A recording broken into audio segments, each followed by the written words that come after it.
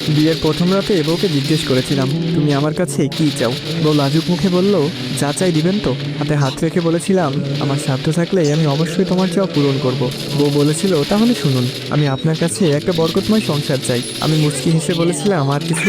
সে বলেছিল, দুজনে মিলে এত আমল করতে চাই যে মৃত্যুর পরেও যেন আমরা একসাথে জান্নাতে থাকার সুযোগ পাই। কারণ আল্লাহ তাআলা পবিত্র কুরআনে বলেছেন, স্বামী স্ত্রী দুজনেই নেককার হলে দুজনেই একই জান্নাতে থাকবে।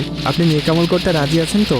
আমি বলেছিলাম, ইনশাআল্লাহ। সে আবার বলেছিল, আর শুনুন, আমি সংসারে কোনো অশান্তি চাই না, তাই আমরা দুজনেই নিয়মিত তাহাজ্জুদের নামাজ পড়বো ইনশাআল্লাহ। কারণ যে ঘরে স্বামী স্ত্রী দুজনেই তাহাজ্জুদের নামাজ পড়বে সেই ঘরে কোনোদিন অশান্তি হবে না, আর বেশি রাগ করা যাবে না। রাসূল সাল্লাল্লাহু আলাইহি ওয়াসাল্লাম বলেছেন, রাগ মানুষের ঈমানকে ধ্বংস করে দেয়। যদিও কখনো আমার রাগ ওঠে তখন আপনি চুপ থাকবেন, আর আপনার রাগ উঠলে আমি চুপ থাকবো। হযরত ওমর রাদিয়াল্লাহু তাআলা আনহু বলেছেন, স্বামীকে রেগে যেতে দেখলে স্ত্রী চুপ থাকবে, আর স্ত্রীকে রেগে যেতে দেখলে স্বামী চুপ থাকবে। কারণ পানি আগুনকে নেভাতে পারে, আগুন কখনো আগুনকে নেভাতে পারে না, বরং আরও বাড়িয়ে দেয়। কি যা বললাম করবেন তো?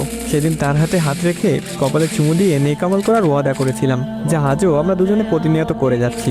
অফিসে বসে এসব ভাবছিলাম, এমন সময় স্যার এসে বেতন দিয়ে গেলেন। প্রতি মাসে বেতন পেয়ে মা বাবা ভাই বোনের জন্য কিছু কিনে তার জন্যও কিছু কিনে নিয়ে যাই। আজও অফিস থেকে বাড়ি ফেরার পথে তার জন্য একটা নীল শাড়ি, কতগুলো গোলাপ আর বেনি করার জন্য বেলি ফুলের মালা নিয়ে এসেছি। সাথে এনেছি তার পছন্দের কিছু চকলেট, কারণ বাসায় ফেরার পথে স্ত্রীর জন্য কিছু নিয়ে আসা সুন্নাত। বাসার সামনে দাঁড়িয়ে কলিং বেল টিপ দিতেই সে এসে দরজা খুলে দিয়ে আমাকে জড়িয়ে ধরলো। প্রতিদিনই এমনটাই করে সে, তাই আজকেও ব্যতিক্রম না। আমার হাতে এসব কিছু দেখে সে বলল, এত কিছু আনার কি প্রয়োজন ছিল? তোমার হালাল রোজগারে অল্পতেই আমি সন্তুষ্ট। আমি হেসে বললাম, এমনি এমনি তো আর আনিনি। রাসূল সাল্লাল্লাহু আলাইহি ওয়াসাল্লাম বলেছেন, যে স্বামী তার স্ত্রীর জন্য মন খুলে ব্যয় করবে, কিয়ামতের দিন আল্লাহ তাকে পুণ্যে ধনী বানিয়ে দিবে। সে খানিকটা রেগে বলল, হয়েছে, আর বলতে হবে না। এত সব কিছু চাই না আমার শুধু তোমাকে পেলেই চলবে। এখন এসব দিয়ে যাও, ফ্রেশ হয়ে আসো, দুজনে মিলে একসাথে খাবো। খাওয়া দাওয়া শেষে এসে বায়না ধরলো চাঁদ দেখবে। কি আর করার, সে নীল শাড়ি পরেছে, ভেনিতে বেলি ফুল বেঁধেছে, ফুলের সুবাস ছড়িয়ে পড়ছে তার মাঝে। আমিও তার পছন্দের নীল পাঞ্জাবি পরে